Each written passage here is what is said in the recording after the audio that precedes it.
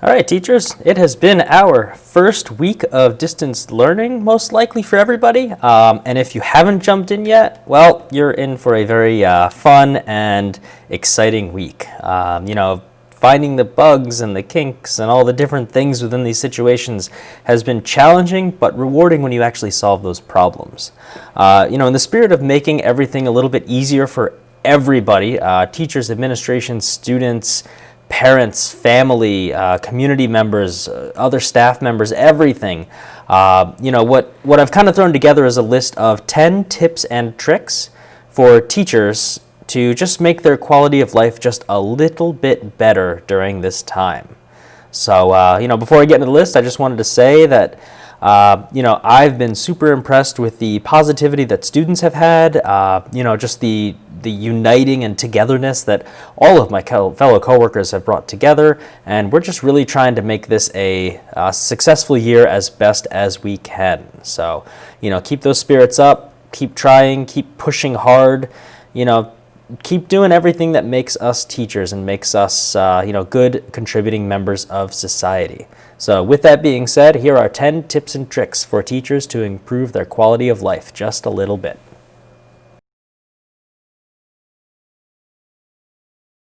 Okay, so our first tip and trick is to clean up and organize that desk. Make it as clean and minimalist as possible. You don't want any extra clutter, any extra junk, just adding negativity to your desk environment. You'll notice that I only have a few select things on my desk.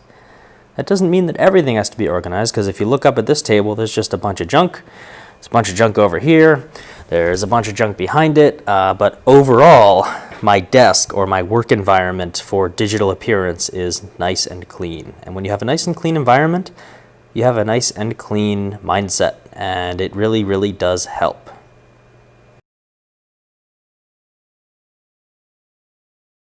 So our next tip is, if possible, try to get a second or even a third monitor. And when you're using multiple monitors, it makes it very, very easy for you to multitask.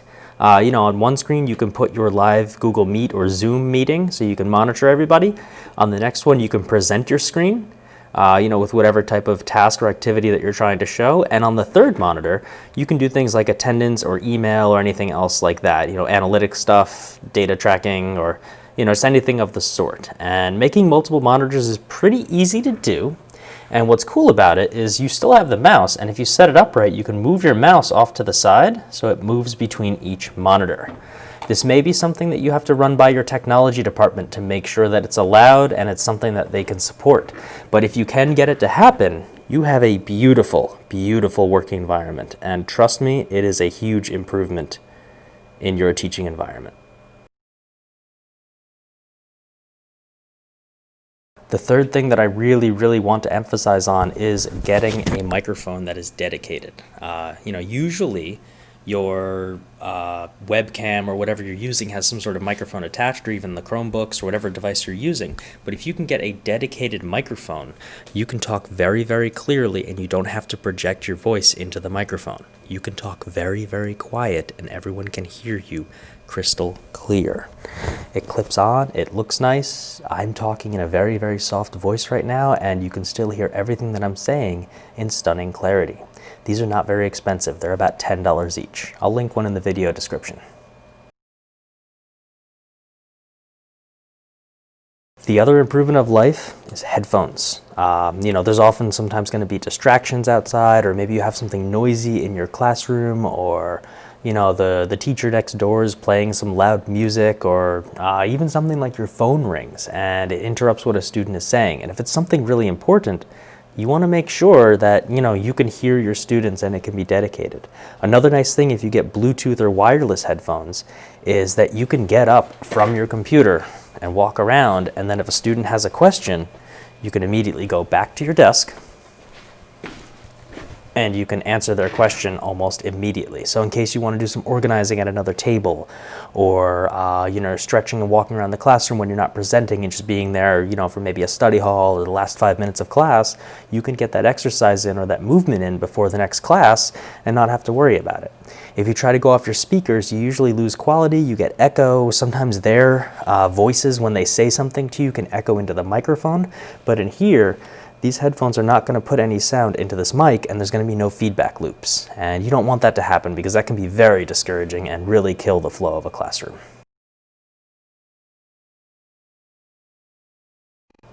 Another nice little tip is to have a paper calendar. You can find these online if you literally just Google 2020 September calendar on Google Images. You can find a calendar where you can just write things down. And when you're doing work, instead of having to dedicate one of your monitors or your screen space to a calendar to look at, you can just pick up your calendar and say, oh, okay, we're doing this today. We're going to do that. We're going to do this item. And also you may notice I just number and code my items. If you can do that as well, it's going to make life a lot easier. That's a free tip. That's not part of the 10. So the next thing is having less moving parts, not necessarily in your setup, but in your digital classroom. Right now, I have 2 parts, and that's pretty much it.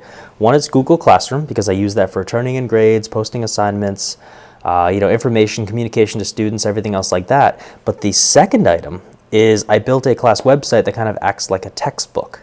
I only have 2 things. If you have 5 or 6 different things that students have to remember passwords and sign in and troubleshoot, and oh, this isn't working, or that's down today, or this doesn't work, or I didn't know how to use that resource, or how do I hand this specific resource in, you're going to get some difficult situations where you're going to be doing more problem solving and troubleshooting for students than actual teaching and giving them environments in which they can thrive. Is that possible for every subject? No. But if you can narrow down your moving parts to at most 4, maybe 5 things, you can also make a Google document and have a list of each of the 5 items, and then they can personally type in their login credentials there, or they can get a sheet that kind of explains the purpose of each item. And they can always have a reference sheet so they can go to those items. Instead of saying, hey, go to this website, but then turn it in through this one, but then do the practice through this, and then your test will be here. Instead of telling them to go here and there and expecting them to memorize, you can just have one simple worksheet or document for them to connect everything to. And the fewer items that they have, the less overwhelmed your students are going to feel.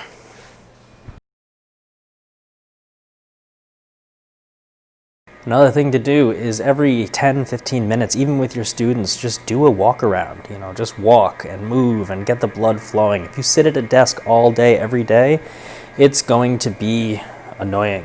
You're going to feel sluggish, you're going to feel tired, you're going to have less energy. So, you can even stop your entire Zoom class with your students every 10-15 minutes when you transition to a new assignment, a new task, a new topic, and say, all right, everybody, stop, take a break, get up, stretch, walk around, move around, get active. If it's a nice day out, challenge all of your students to do a quick lap around the house, see who can run around the quickest and get back. Hopefully they all return, but yeah, it's one of those things where moving around will also keep you happy and your mind fresh.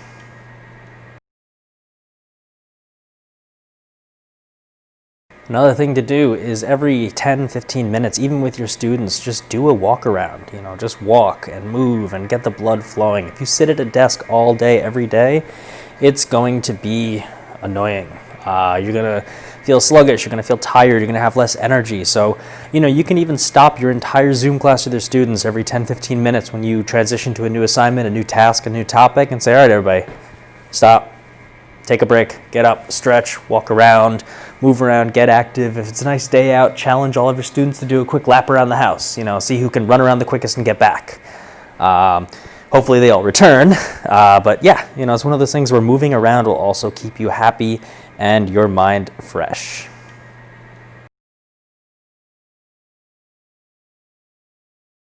You also want to make sure that your students have makeup days.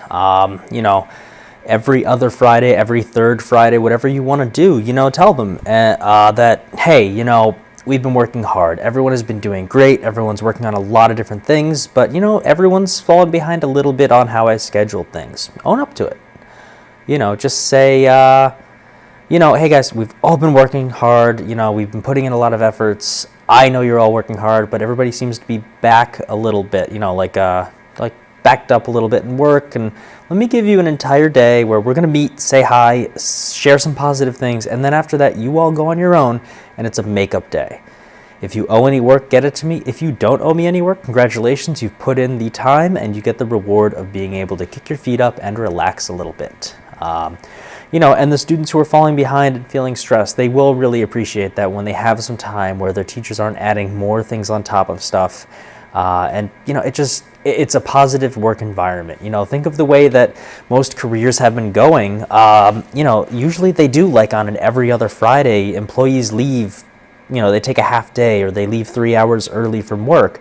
And it's a real mood booster when you can start the weekend and say, oh, yes, I finally have one less thing to worry about. I can begin the weekend and I can just take it easy. And a lot of people will appreciate that, and it'll help everybody feel a little bit refreshed as well when they come back on Monday the following week, and we're in a situation where, you know what, I got everything done, I feel caught up, I'm motivated, my teacher's motivated, everybody got a breath of fresh air, and we are good to go. Take advantage of that. And our last piece, don't be afraid to be honest. I have found that with every group of students that I've worked with, the majority of them really appreciate when you be honest and you be a human first and a teacher second sometimes. And we need that in this world. And the way things are going, you need that positivity. Don't share specific details, but if you had a rough night's sleep, or you've been frustrated with a piece of technology, or even just something of like you don't feel that your class is put in the efforts. Don't approach it with everyone here needs to be more on top of their things and perform better. But hey, I've been noticing we're starting to slack a little bit, or our productivity is going down. I want to help us get back on track. I want to help us move towards a positive environment. I want everyone to be successful, and I want everybody to learn.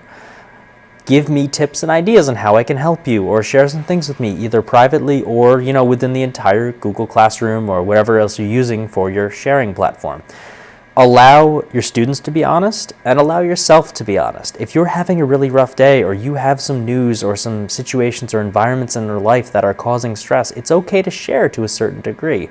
And again, students are looking for human interactions. If you're this cold teacher who, just delivers instruction very monotone and doesn't explain why they're doing things, kids pick up on that and they get really, really uninterested in putting in the effort for your class and to learn. But if you tell them, hey everybody, I want to make this next assignment even better, so I'm going to assign you this assignment. It's going to take 2 or 3 days. It's going to give me the additional opportunity to get things done.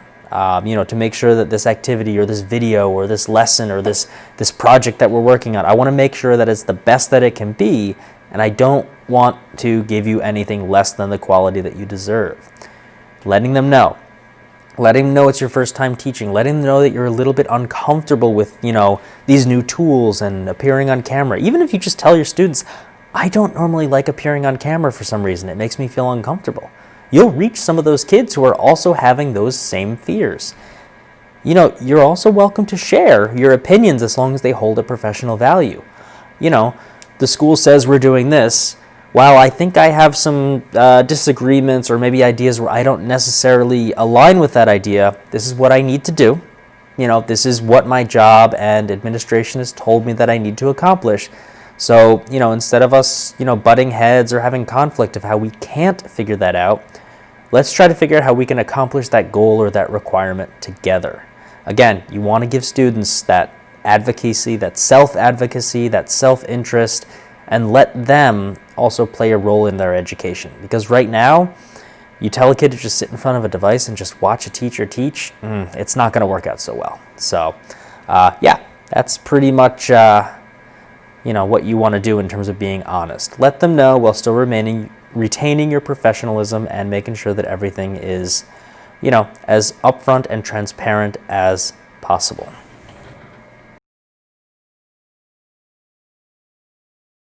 Last tip before I throw this all edited together. Be sure to thank all of the other workers within your district. Administration, custodial, especially technology. I'm sure that they have the largest headache ever right now just trying to solve problems as they happen. A $10, $15 Dunkin' Donuts box of Joe goes a very, very long way in just terms of showing appreciation. And, for $10 or $15, that's something that you could probably afford to just, spread some goodwill to everybody, and clerical, guidance, every single person within your district.